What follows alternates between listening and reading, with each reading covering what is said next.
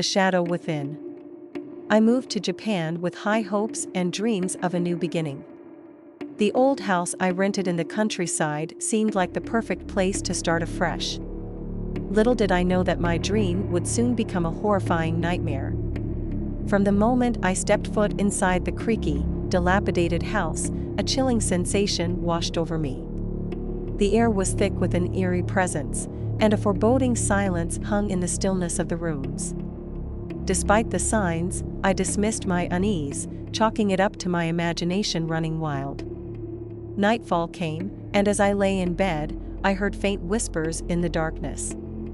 At first, I thought it was the wind, but these whispers seemed too deliberate, too haunting. They seemed to slither through the cracks of the walls, sending shivers down my spine. I closed my eyes, desperate to ignore the terrifying sounds and drift off to sleep. Days turned into weeks, and the strange occurrences escalated. I would often wake up to find furniture moved or shattered, despite living alone. The walls seemed to bleed shadows, twisting and contorting into grotesque shapes. The once charming garden outside had become a maze of overgrown plants, their branches reaching out like bony fingers, as if beckoning me to join them. One stormy night, I awoke to the sound of footsteps echoing through the house. Each footfall grew closer, but no matter how hard I tried, I couldn't pinpoint its source. Fear clutched at my heart as I followed the noise, the floorboards groaning under my trembling feet. The footsteps led me to the attic, its door ajar, revealing a darkness that seemed to swallow the feeble light of my flashlight. I hesitated, my heart pounding against my ribcage.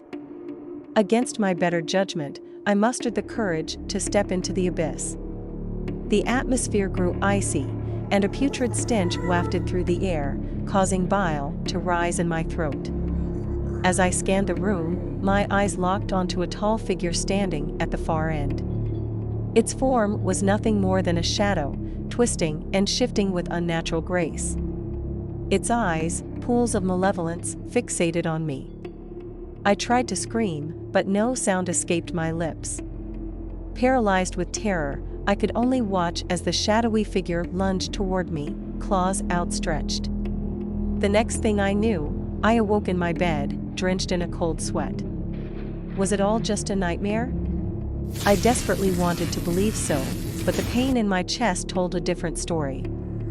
Deep scratches marred my skin, a macabre reminder of the shadow's sinister grip. Haunted by this nocturnal encounter, I sought solace in local legends and folklore. I discovered that the land upon which the house was built held a dark history. It was said that a malevolent spirit, consumed by rage and sorrow, tormented anyone who dared to disturb its resting place. With newfound determination, I delved deeper, determined to free myself from this nightmare. Armed with talismans and ancient rituals, I confronted the spirit, desperate for peace. But my efforts only seemed to provoke its wrath. The walls bled more profusely, the whispers grew louder, and the figure became bolder, tormenting me day and night. I became a prisoner in my own home, trapped in a cycle of fear and despair. Sleep eluded me, and my once vibrant spirit withered away. Every breath I took felt tainted by the presence that refused to release its hold on me. One fateful night, as I stood on the edge of my sanity, I made a decision. I would face the shadow head-on, no matter the cost. With trembling hands, I gathered the talismans and ventured into the attic, where the spirit's power emanated. Inside the attic, the air crackled with malevolence. The shadow emerged from the darkness, its eyes burning with an otherworldly fire. I held my ground, my voice shaking but filled with determination. I demanded to know what it wanted, why it clung to this house, to me. As if in response, the shadow contorted, twisting and morphing into the form of a woman, her voice echoing with sorrow.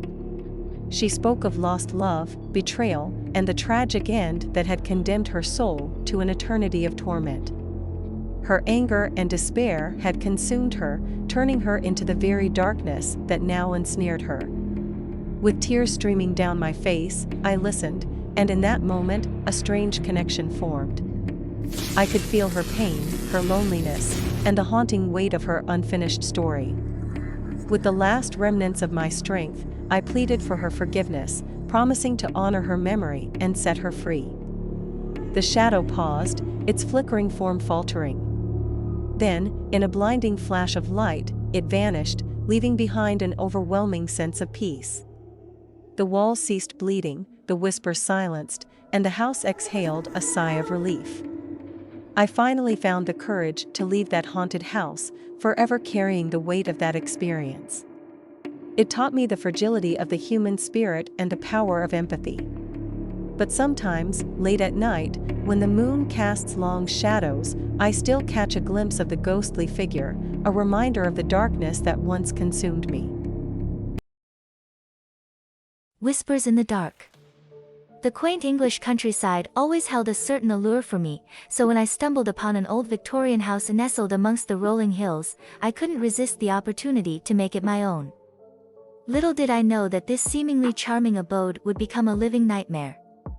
From the moment I stepped foot inside, an eerie chill crept up my spine. The air hung heavy with a sense of foreboding, and the dimly lit rooms seemed to harbor secrets in every shadow. But I brushed off the unease, blaming it on the house's age and unfamiliarity. As the days turned into nights, I started to hear them, the whispers. Faint at first, like the echo of a distant conversation, but growing louder with each passing hour. They slithered through the walls, their hushed tones a symphony of hidden secrets.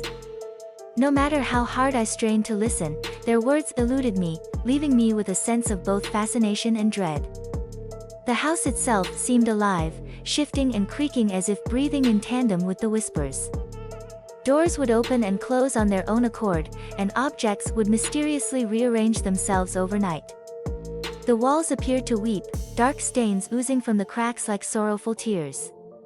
And always, the whispers remained, their unseen presence an unwelcome companion. One night, as I lay in bed, tormented by insomnia, the whispers reached a crescendo. They filled the room, suffocating me with their intensity. I felt trapped, my every breath a struggle against the unseen forces that bound me. Suddenly, a voice cut through the cacophony, chilling me to the core. It spoke my name with a hiss, dripping with malice. I shot up, scanning the room with wide eyes. Darkness enveloped me, but I could sense a presence, a malevolent energy lingering in the shadows. Fear constricted my chest, making it difficult to breathe. I reached for the lamp, desperate to dispel the darkness, but when the light finally flooded the room, I found myself alone. Days turned into weeks, and the whispers continued their relentless assault. Sleep became a distant memory, replaced by a constant state of anxiety and exhaustion. I sought solace in research, delving into the house's history, desperate for answers. It was then that I discovered the dark tale hidden within its walls.